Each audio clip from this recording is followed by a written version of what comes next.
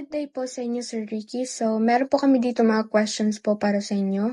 First is, how do you manage your time and responsibilities as the CEO and President of Ardanas Avellino Business Partners and as the President of JCI Dagupan Bangus? Magandang katanungan yan.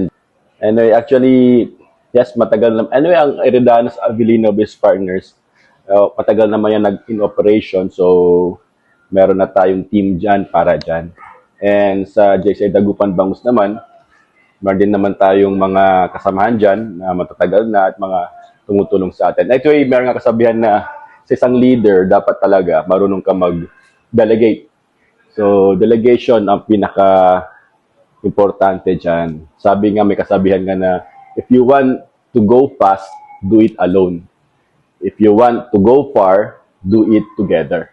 And so, I'm very thankful sa aking Iridanos Avellino Angels. So, dahil sila yung mga talagang maasahan din na pagkailangan, laging nandyan. And kahit na late night, ginagawa pa rin yung either Iridanos Avellino matters or sometimes, or most of the time na rin nangyayari yung pagiging mga gawain sa JCI Dagupan Bangus. So, of course, nandyan din si Ivy, yan, laging siya ang nagtumatayo din na nagli-lead din. When I'm not around, even I'm around, nandyan din siya to take charge din. So, malaking tulong yun, napakalaking tulong. And of course, sa BODs natin, na nandyan din sila. Yan, sa buong family ng JCI Dagupan Bangus and sa buong family ng Iridanos Avellino Business Partners. Talagang teamwork talaga. Teamwork. Tsaka sabi nga, there is no substitute for hard work. So yun lang, talagang delegation and right leadership and right team. If you are with the right team, it's automatic. It's ang direction niyan, ang way niyan is to success. Ayun, thank you po, Sir Ricky. So, next question po namin is, ano naman po yung naging impact nito sa inyo? Anong part doon sa pagiging president? Sa pagiging president ng JCI Dagupan Bangus and yung pagiging CEO and president ng Ardanas Avellino Business Partners. I've learned so much. Marami ako natutunan dyan. Lalo na ang pakikisama. Very important dahil iba't ibang individuals, iba't ibang experiences ng bawat tao, iba't ibang pinanggalingan. So you need to understand where are they coming from, ano yung nilalaman ng puso nila, isipan nila, to understand them.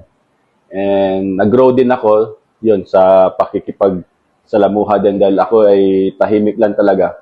Unless hindi ako pagsalitain, yes, nakakipag-usap ako, pero ay mas comfortable ako na nakaupo lang at nag-iisip. Pero I need to stand up and to talk. Kaya yun, doon ako natuto. Talagang marami natutunan. Nag-grow din ako. I believe nag-grow din ako. Lalo na sa fellowship ng Dagupan Bangus sa iba't ibang buong JCI Philippines dahil yun, marami ako nakilala at nag-gain na new friends.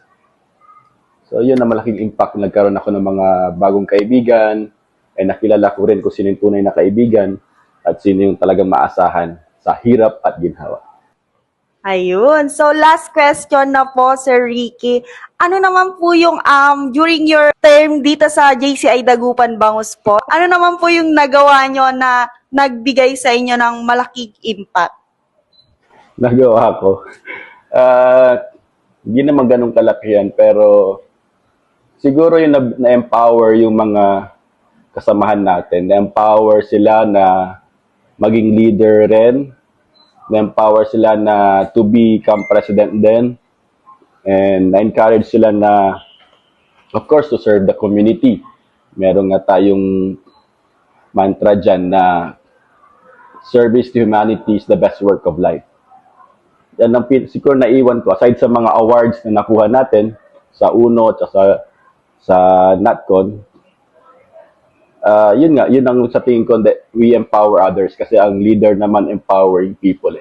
And kasama din yan sa ating core values ng JCI na to empower people. So, yun.